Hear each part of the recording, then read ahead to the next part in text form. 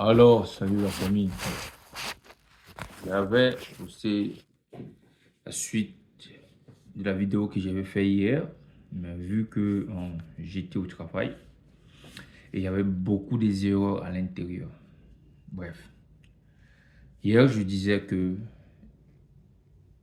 pour que nos pays respectifs fassent face à ce problème économique mondial qui secoue tout le monde, il est très important que nos pays respectifs ramènent les différentes charges de l'État à 50% de notre PIB.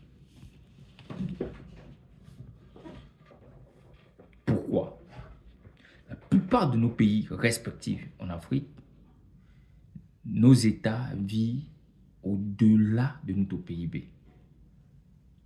Et pour moi, certaines informations sont encore de luxe en Afrique. Alors que certaines informations devaient être à la portée de toute la population pour permettre à ces derniers de pouvoir ramener, ajuster leur connaissance, leur compréhension et leur génie pour pouvoir faire face. Je prends un exemple terre à terre. Le PIB, quand on parle de PIB souvent dans nos pays respectifs, la plupart, peut-être à 50-60% de nos populations ne savent pas exactement ce que c'est un PIB d'un pays. D'autres qui sont allés à l'école le savent, on peut expliquer. Deux fois, je me pose la question que d'autres même l'expliquent, mais ne comprennent même pas exactement ce que c'est.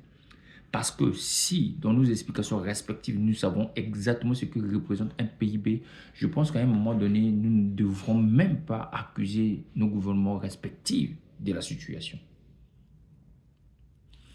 Prenez un pays où la production, il n'y a pas la production. Je prends un exemple sur mon pays, le Centrafrique par exemple. Qu'est-ce que nous produisons en République centrafricaine?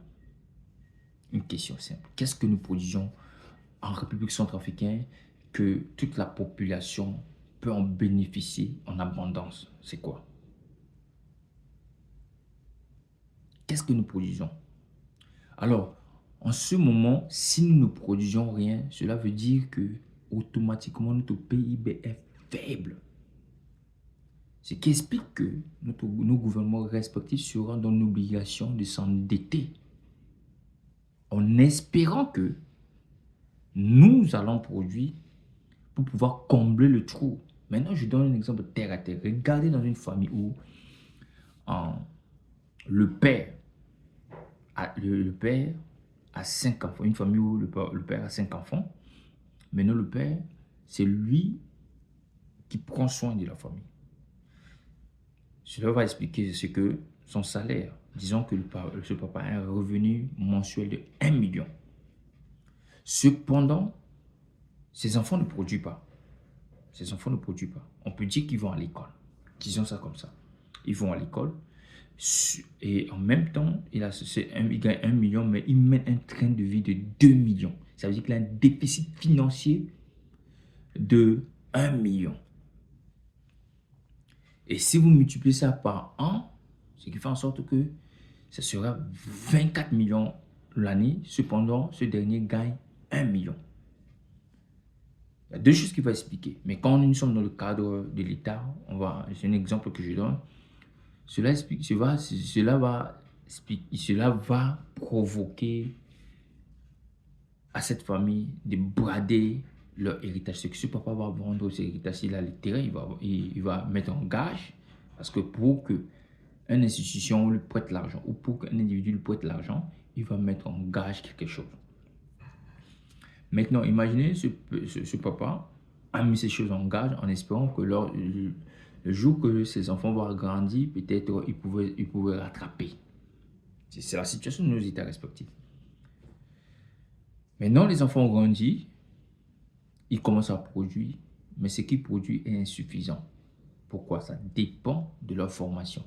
Prenez un cas contre nous chez nous, il y a beaucoup de bureaucrates chez nous, il n'y a pas beaucoup d'ingénieurs. Et disons que ces enfants ont un revenu de 150 000 francs, 150 000 francs sont à 5. Ça va faire quoi? 750 000 francs le mois.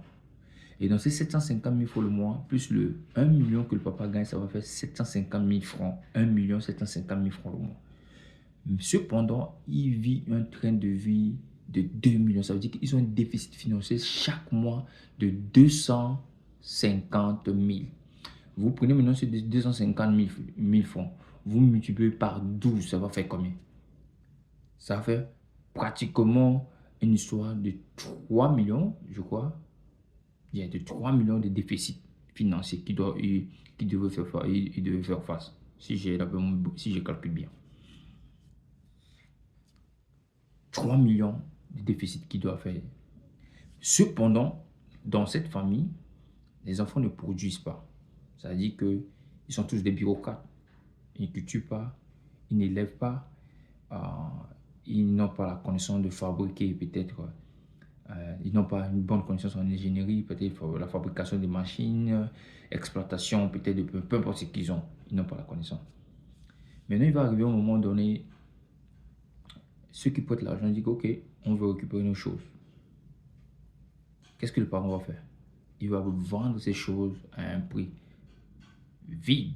Pourquoi? Parce que les gens qui ont contrôle, les gens qui lui ont prêté l'argent ont un contrôle sur lui.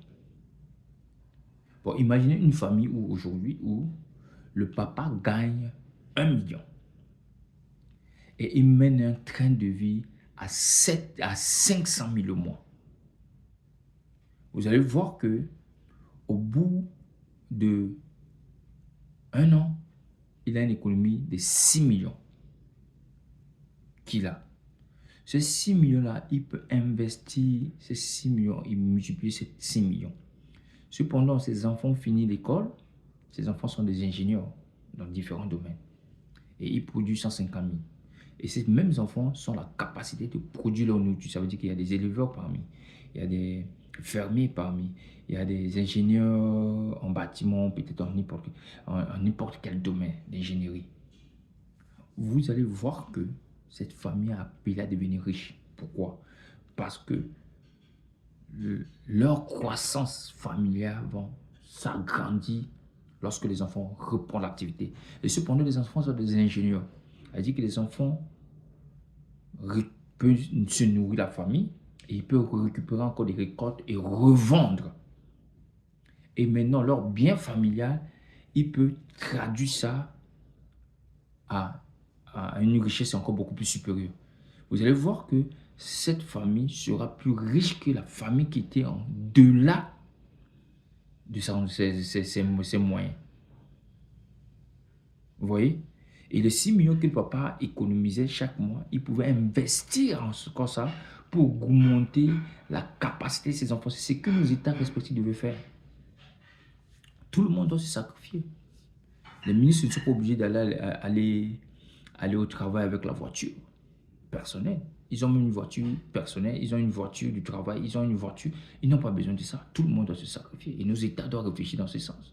Parce que prêter l'argent à FMI, en Banque mondiale, ça ne va jamais nous développer. Et en plus, nous n'avons pas de ressources. Parce que quand on parle du PIB d'un pays, le premier PIB d'un pays, c'est sa ressource humaine. Je donne un exemple aujourd'hui. Il y a beaucoup de pays qui ont développé industrie militaro. C'est ce que les États-Unis ont fait pour négocier le marché avec. C'est ce que la Russie fait. C'est ce que la Chine est en train de faire. Je peux prendre l'exemple terre à terre. Il y avait l'Afrique du Sud. Et c'est ce que le Rwanda fait en ce moment. Parce que ce sont les PIB. C'est le produit intérieur brut. Et ils prennent maintenant, traduit ça en une industrie. Comme l'industrie de la défense, par exemple, que le Rwanda est en train de faire. Maintenant, une offre de services un peu partout dans le monde, un peu partout en Afrique, pour récupérer et pour combler, pour augmenter la richesse du pays. C'est ce que je peux dire par là. Maintenant, imaginez-nous, nous sommes dans un pays où nous n'avons pas assez des ingénieurs. Ça veut dire que la plupart de nos ressources humaines sont limitées.